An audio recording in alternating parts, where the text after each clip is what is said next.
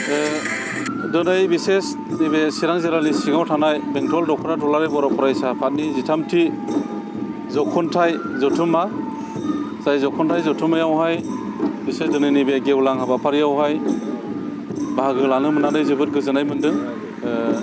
बेयाव गुबुन गुबुन जोंनि फरायसा फरायसुलिफ्रा बा गुबुन गुबुन जोंनि फरायसालिनिफ्राय जोंनि गथ'फोरखौ जों लोगो मोननो हादों, गारजेनफोरखौ जों बेयाव लोगो मोननो हादों। बेनि थाखाय जोबोद रंजानाय मोनदों। जोंनि दुलाराय बर' फरायसा आफादनि जि थांखि बड'फा मिशन फर सास्टेनेबल चेन्जखौ नोजोर बोनानै जे हाबा मावदों, फरायसाफोरनि सायाव, समाज बेंनायनि सायाव, नैबेफोरखौ लानानै जोङो सावरायनो बेबायदि मोजां मोनसे खाबुखौ मोनदों। बेनि थाखाय जोबोद गोजोननाय मोनदों। आसलथे बेयावहाय फरायसाफोरखौ लानानै जुथुमनायनि मेन थांखिया मा?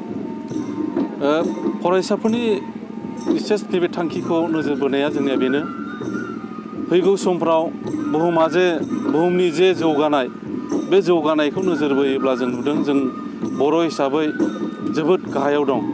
आरो बेल' नंबावा, चिरां हिसाबै थांनाय जोंनि मेट्रिक रिजाल्टफोरखौ नायोब्ला जोबोद दुखु गोनां। दा मोननै रिजाल्टखौ जोङो नायदों, मोनसे कम्पार्टमेन्टेल, मोनसेया जाहैबाय रेगुलार होनायफोर।